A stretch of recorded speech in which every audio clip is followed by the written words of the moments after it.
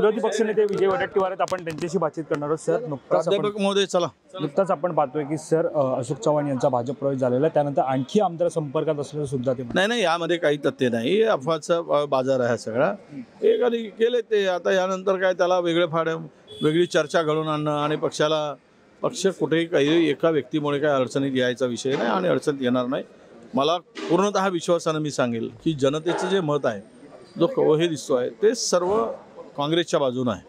लोक ही फुले शाहू आंबेडकरांचं हे राज्य आहे. या राज्यामध्ये असं तोडाफोडी करणं, व्यक्ती पळवणं, धमक्यांनी किंवा केंद्रीय यंत्रणेचा वापर करून पक्षाला खिळखिळी करणं, हे लोक आता सहन करणार नाही. मतदानाच्या ज्यावेळेस येईल, पुढची लोकसभा जवळच आहे, घोळा मैदान जवळ आहे, त्यावेळेस मतपेटीतून ते राग आणि तो जी चीड आहे लोकांची, ते दिसल्याशिवाय राहणार नाही, हा मला पूर्ण विश्वास. केंद्र सरकारच्या श्वेतपत्रिकेत आदर्श घोटाळा येतो आणि त्यामुळेच ते भाजपमध्ये जातात. तो पक्ष हा कदाचित योगायोग असावा आता, कारण मागच्या वेळेस 70 कोटीचा घोटाळा निघाला आणि तिसऱ्या दिवशी बारामतीकर गेले.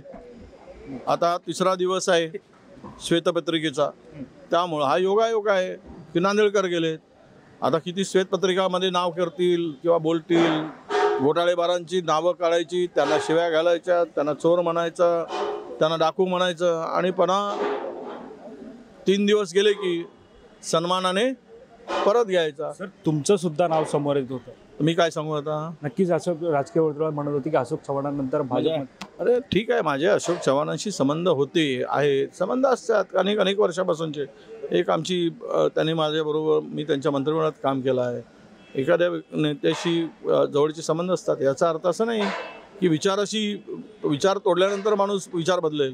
त्या दृष्टीनं राजकीय संबंध नाही, ते वैयक्तिक होते, राजकारणात होते म्हणून एका पक्षात, त्यामुळे ते संबंध होते.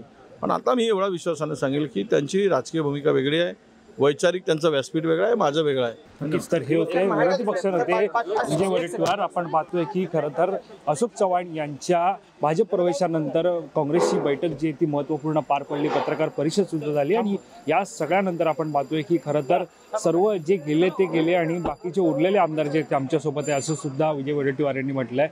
दरम्यान संबंधित आपण पाहतोय की संबंध असले तरी वैचारिक संबंध होत नाही, असं सुद्धा विजय वडेट्टीवार यांनी म्हटलं आहे. दरम्यान या सगळ्यावरती आपलं लक्ष असणारच आहे. या संदर्भातील अधिक माहिती जाणून घेण्यासाठी तुम्ही मायमहानगर.com लॉग इन करा.